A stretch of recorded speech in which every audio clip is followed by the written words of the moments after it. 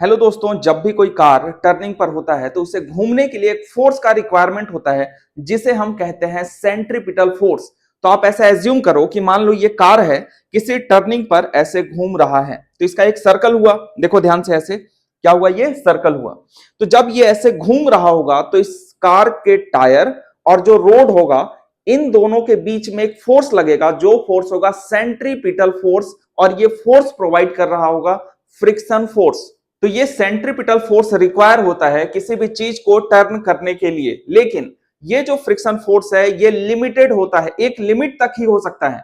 अगर इससे ज्यादा रिक्वायरमेंट हो फ्रिक्शन फोर्स का और कार का स्पीड ज्यादा हो गया तो उस केस में ये फोर्स जो फ्रिक्शन फोर्स है सेंट्रीपिटल फोर्स प्रोवाइड नहीं कर पाएगा उतना ज्यादा, और कार जो है ओवरऑल क्या कर जाएगा, स्किड कर जाएगा या फिर रोड से उतर जाएगा। इसी कारण आपने अक्सर देखा होगा कि जहां पर मोड़ होता है, टर्न होता है, वहां पर बहुत ही ज्यादा आपने एक्सीडेंट देखा होगा। तो इस वजह से हर टर्निंग पर एक सेफ लिमिट लिखा होता है। दूसरा बात, मान लो बरसात का टाइम है तो बरसात के टाइम पे क्या होगा भाई, पानी होगा रोड पर, और अगर रोड के ऊपर पानी आ गया तो वहां पर भी फ्रिक्शन का वैल्यू जो है ये बहुत ज्यादा कम हो जाएगा। तो फ्रिक्शन का वैल्यू अगर कम हुआ तो फिर से अगेन सेंट्रीपिटल फोर्स का वैल्यू भी कम हो गया, तो अब एक्सीडेंट और भी ज्यादा बढ़ जाएगा। तो हमें कुछ ना कुछ तो करना होगा। तो इसके लिए हम क्या करते हैं कि जो रोड होता है, रोड को हम टेढ़ा कर देते हैं। तो अक्सर आपने देखा होगा कि जहां पर टर्निंग होगा उधर एक साइड जो रोड होगा ऐसे उठा हुआ होगा, और दूसरे साइड जो रोड होगा ये ऐसे दबा हुआ होगा। इसे ही हम कहते हैं बैंकिंग ऑफ रोड।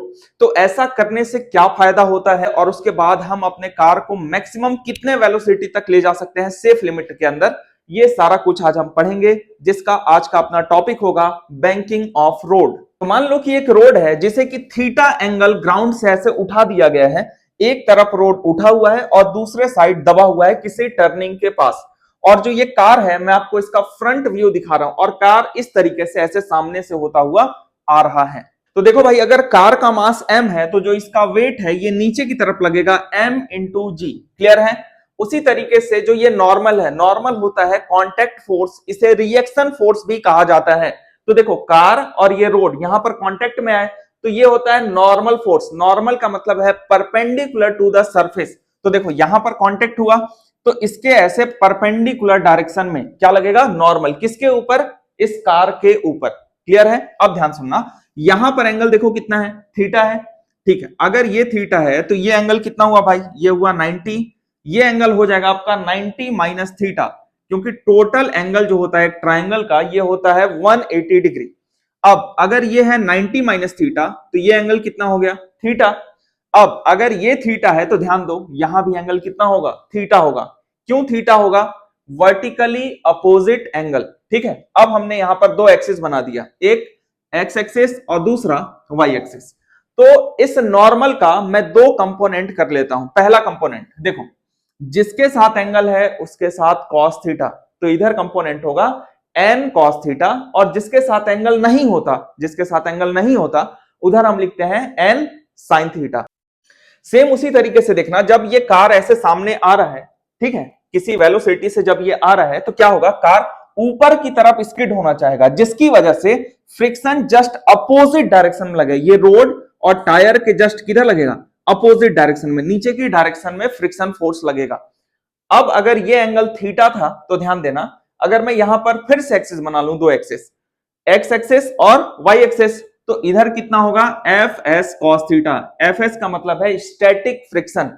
ठीक है, और उसी तरीके से यहां भी लगेगा फ्रिक्शन इंटू साइन थीटा। इसके हमने दो कंपोनेंट कर दिया। देखो, जिसके साथ एंगल उसके साथ कॉस थीटा, जिसके साथ एंगल नहीं होता है उसके साथ साइन थीटा।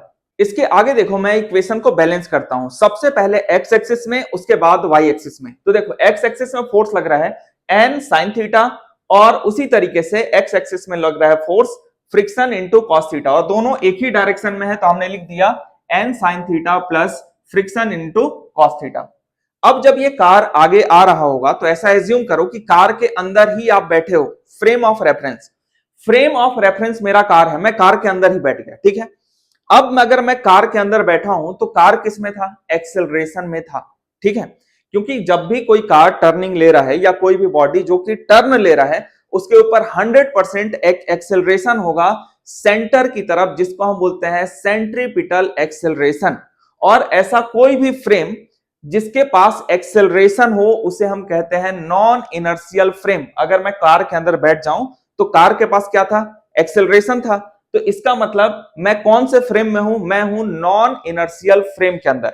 और जब भी तुम होते हो नॉन इनर्शियल फ्रेम के अंदर तो वहां पर एक फोर्स लगता है जिसे हम कहते हैं सूडो फोर्स।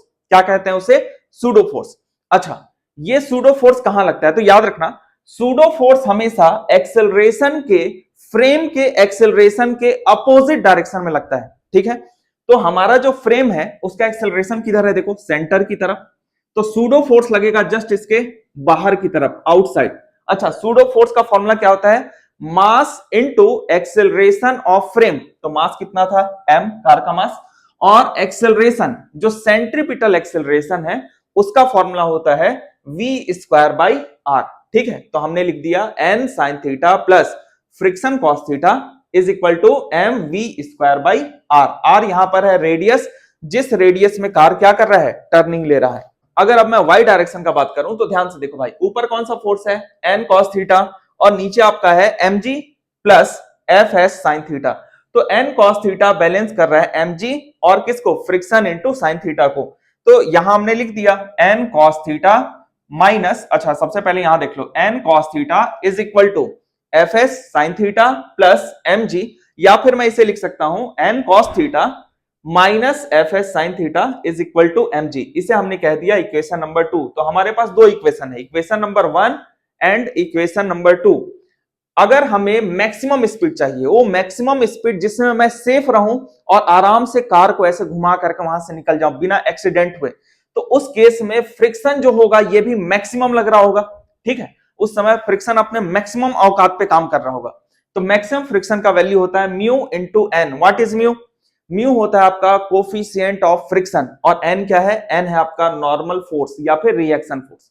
तो अब हम क्या करेंगे, देखो इक्वेशन नंबर 1 को इक्वेशन नंबर 2 से डिवाइड कर देंगे, और जहां जहां पर फ्रिक्शन था, जहां जहां फ्रिक्शन था हम उसका मैक्सिमम वैल्यू रख देंगे। तो देखो n sin theta plus mu n cos theta upon n cos theta minus mu n sin theta is equal to m v square, और यहां पर वेलोसिटी क्या हो जाएगा, maximum upon r whole upon, देखो क्या चीज था, mg, m से m कट गया तो फाइनल आया v मैक्स का होल स्क्वायर अपॉन rg। अब इसके बाद हमने क्या किया, ध्यान से देखना कि हमने पूरे इक्वेशन को n cos थीटा से डिवाइड कर दिया। तो जब हमने इसको डिवाइड किया तो फाइनल यहां पर आंसर आ गया आपका, ध्यान से देखो, sin theta upon cos theta, tan theta plus mu upon 1 minus mu tan theta is equal to v max का whole square upon rg। Clear है। और अगर आप यहां से वेलोसिटी, मैक्सिमम वेलोसिटी निकालोगे तो ये आ जाता है under root in bracket tan theta plus mu whole upon 1 minus mu tan theta into rg। अच्छा, एक और केस लेते हैं कि मान लो रोड जो है इसको तो हमने ऐसे टेढ़ा कर दिया था, बैंकिंग ऑफ रोड था, लेकिन फ्रिक्शन नहीं है, एग्जांपल के लिए कि फ्रिक्शन वहां पर प्रेजेंट नहीं है, तो म्यू का वैल्यू कितना हो जाएगा, 0 हो जाएगा। तो अगर म्यू 0 है तो ध्यान से देखो ये फाइनल आंसर आपका आ जाएगा rg tan थीटा। तो अगर हमने रोड को ऐसे बैंक कर दिया और उसके बाद फ्रिक्शन नहीं भी है, तब भी अपना मैक्सिमम स्पीड लिमिट कितना होगा, under root rg tan theta. What is R, radius, जिस रेडियस में वो ऐसे घूम रहा है, साथ में g क्या है, एक्सेलरेशन ड्यू टू ग्रेविटी, और थीटा क्या है, angle of banking of road. धन्यवाद, मिलते हैं नेक्स्ट वीडियो में।